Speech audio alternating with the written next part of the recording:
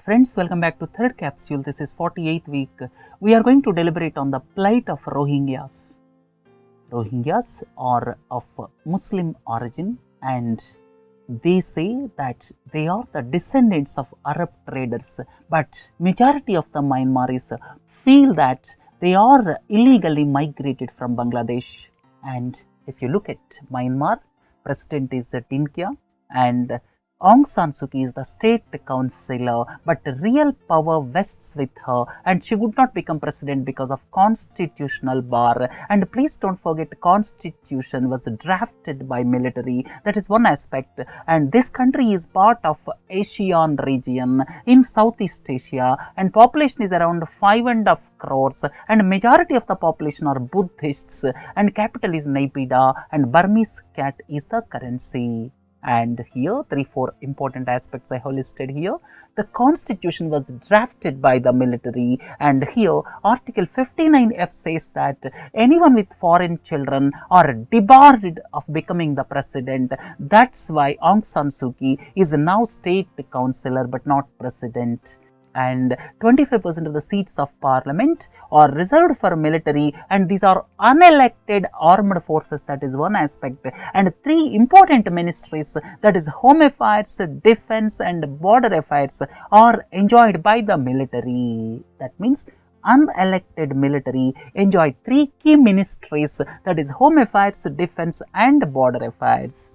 And democratically elected government headed by Aung San Suu Kyi came to power in March 2016. Please look into this slide. This is Myanmar and 4 Indian states have got border with Myanmar.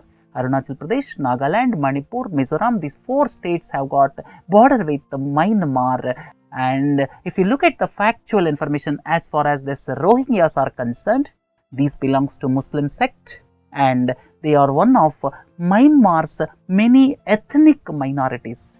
Please don't forget, Myanmar has got several ethnic minority groups and constant fight for supremacy is the hallmark of Myanmarese politics, and some of the ethnic groups are not yet on to the negotiating table. And if you look at the Rohingyas say that they are the descendants of Arab traders who have been in the region for generations. That is the contention of Rohingyas. But Myanmar government, especially the majority Buddhists, see them as illegal immigrants from Bangladesh. And the present state of affairs is the country denies them the citizenship. They are being treated as second-class citizens in the country and suppressed by the majority Buddhists, and the country has got a long history of communal mistrust and the country has been under the military rule for almost 40 to 50 years and this mistrust is exploited by the army, right? And please look into this map. This is Rakhine province of Myanmar and Rakhine province has got border with Bangladesh and most of these Rohingyas are inhabited in the Rakhine state and in recent times they are migrating to Bangladesh because of the atrocities committed on them. And about 1 million Rohingyas are estimated to live in the Rakhine state. They are sizable minority in Rakhine state and they are being persecuted without civilizational rights and they are being subjected to several atrocities and they are fleeing to the neighboring Bangladesh, as I have already told you, and already 1 lakh people have migrated to Bangladesh and several thousands are in decrepit camps where travel is restricted. Poorly maintained camps they are being put in, right? So if you look at what the world community is doing and what Aung San Suu Kyi is doing, if you look at the world community, United Nations is doing nothing. In fact, United Nations Human Rights Office stated that abuses suffered by them would amount to crimes against humanity and that's all, no firm action subsequently. And second important point is the international press is not allowed to visit these areas so as to look at the plight of these Rohingyas. And all of you are familiar with ASEAN.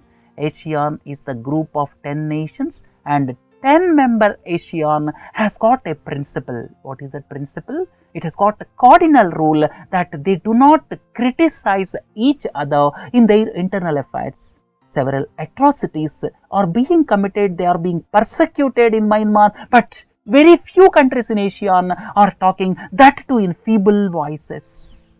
Only Indonesia, Malaysia expressed their protest in feeble voices.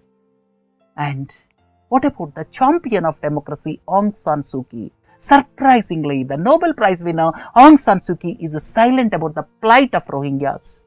And the head of democratically elected government, Aung San Suu Kyi, failed to condemn the current violence.